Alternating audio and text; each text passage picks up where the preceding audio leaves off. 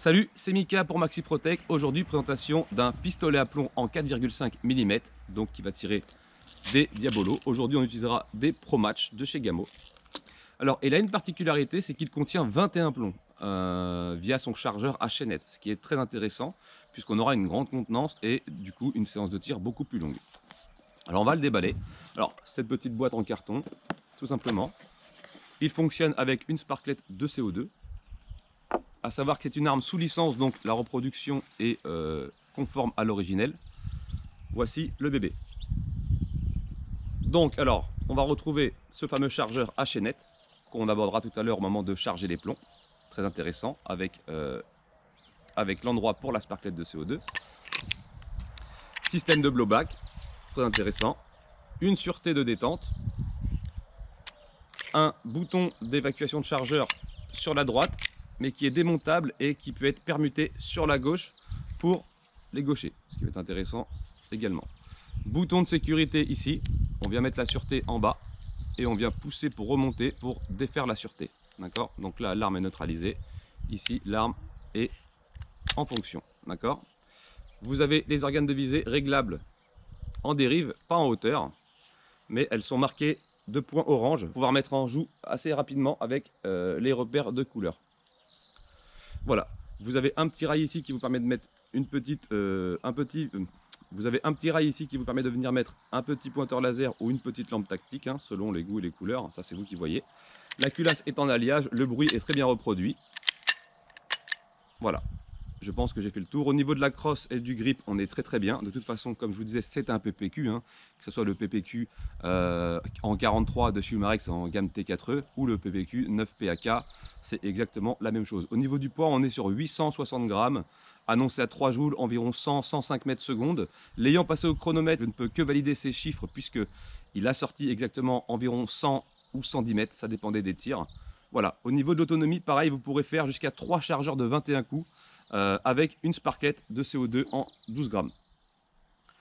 Voilà pour les caractéristiques techniques de l'arme. Alors ce que je vous propose de faire, c'est qu'on va, dans un premier temps, alimenter le chargeur. Alors comme vous pouvez le voir, c'est une chaînette. Donc vous venez ici, il y a un petit clip ici, vous venez le pousser et vous avez accès. Et ensuite vous faites pivoter, une fois que vous avez alimenté, jusqu'à ce que vous ayez fait le tour. Ok.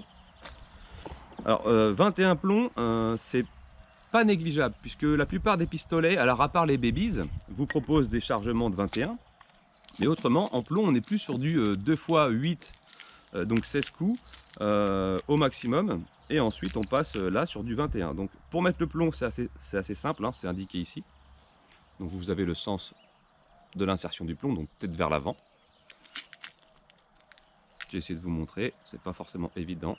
Donc là vous avez un endroit libre, je vais venir le mettre dedans. Et une fois que votre plomb est dedans, vous venez avancer pour pouvoir passer au suivant, tout simplement. Voilà. Donc je vais le faire avec vous. Ça prend 2 petites minutes. C'est pas dramatique. Mais c'est plutôt intéressant. Alors il propose un blowback. Ayant déjà tiré avec, je peux vous dire que le blowback est assez surprenant puisqu'il a vraiment, il donne l'effet. Hein. Il donne l'effet pas d'une vraie arme, mais il a un recul qui n'est pas des moindres et peut vous surprendre. Voilà. Aujourd'hui, je ne vais pas faire de tir de groupement, je vais tirer sur des cibles basculantes, hein, qui sont tout aussi agréables à tirer. On s'est mis à une distance d'environ 7 mètres, puisqu'il est indiqué pour du 5, 7, 10 mètres en grand maximum. Donc je me suis mis à 7 mètres, et on verra s'il va réussir à toucher toutes mes cibles basculantes. Et ensuite, on fera la conclusion.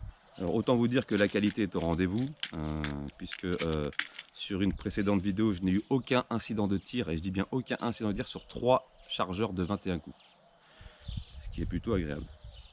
Alors je n'ai pas touché aux organes de visée, puisque je l'ai laissé d'usine, parce qu'on peut avoir des surprises des fois en arrivant d'usine, ils sont super bien réglés.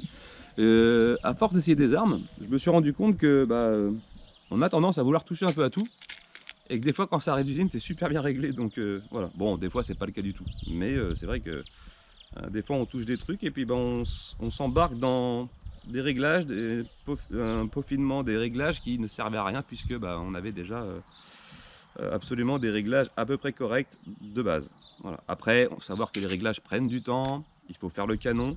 D'ailleurs, on est sur un canon rayé. pour info, donc pas de billes d'acier dedans s'il vous plaît, pas de babies, c'est pas fait pour, vous allez abîmer le canon. Alors ces petites cibles de plinking, elles sont bien, pourquoi? Parce que, enfin ces cibles basculantes d'ailleurs, parce que c'est inusable. Vous pouvez leur en mettre plein la tronche, comme on pourrait dire, hein, sans être vulgaire. Ça ne bronche absolument pas. En tout cas sur du 4-5, hein, c'est inusable. À part les autocollants qu'il faudra de temps en temps renouveler. Vous pouvez les peindre aussi en jaune, hein, directement. Mais pour le prix que ça coûte, je crois que ça va coûter une trentaine d'euros. Vraiment, c'est une bonne alternative aux cibles papier. Voilà, tout simplement. Donc là, j'ai fait le tour de mon chargeur. Donc là, j'ai alimenté absolument tous mes plombs. Voilà, donc la chaînette est complètement pleine. Je vais rabattre ce petit loquet qui empêche les plombs de ressortir. Et je vais venir mettre la sparklette de CO2. Je viens de percuter la sparklette de CO2, ça se passe ici, hein, donc simple clé Allen, vous venez visser et votre sparklette est percutée. Ok, donc ce qu'on va faire, on va passer au tir maintenant. On va voir si on arrive à toucher notre cible. Alors je vais faire un tir à bras franc, tout simplement. Voilà. Donc là on est prêt et on va tirer sur les cibles en plinking.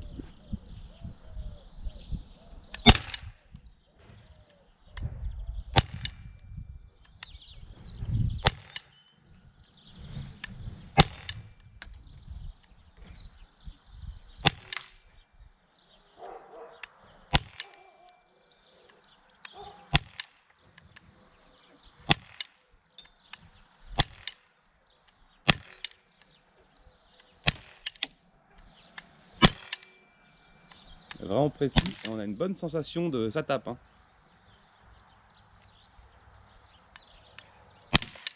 Ah, raté, touché,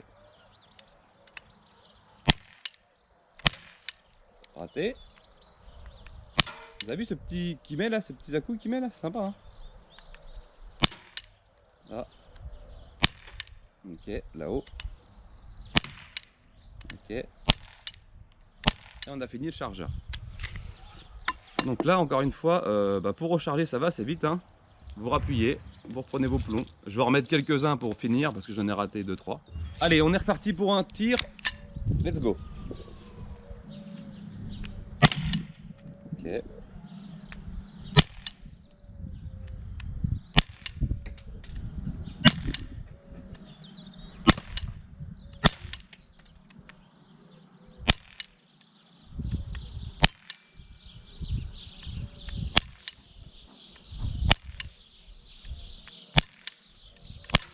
Hop là, à côté. Bonne sensation de recul quand même, j'aime bien.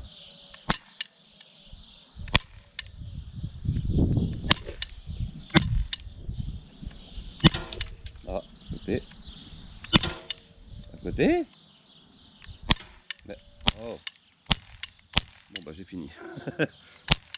Ok. Donc là le chargeur est complètement vide. On va faire la conclusion.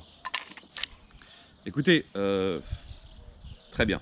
21 plombs, déjà je valide complètement puisque c'est une des armes qui a le plus de contenance en plomb 4-5. Je dis bien en plomb, pas en babies. Donc 21 plombs, ce n'est absolument pas négligeable. Vous avez vous avez exactement la réplique officielle du PPQ. Bon, il s'appelle le M2 pour le plomb. La puissance est excellente. C'est très raisonnable pour faire du 5, 8, 10 mètres. Suffit de peaufiner un petit peu les réglages et on est très très bien. Culasse en alliage, très bon blowback, très bonne sensation de recul, très bonne autonomie. Le poids 860 grammes, c'est très très bon. Les organes de visée réglables, en tout cas en dérive, sont déjà une très bonne chose.